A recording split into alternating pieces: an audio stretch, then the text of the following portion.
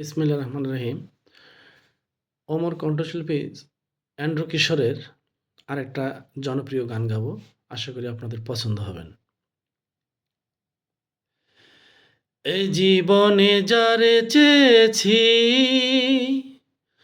আজ আমি তারে পেয়েছি। তুমি আমার সেই তুমি আমার, তোমারে খুঁজে পেয়েছি। এ জীবনে যারে চেয়েছি, আজ আমি তারে পেয়েছি।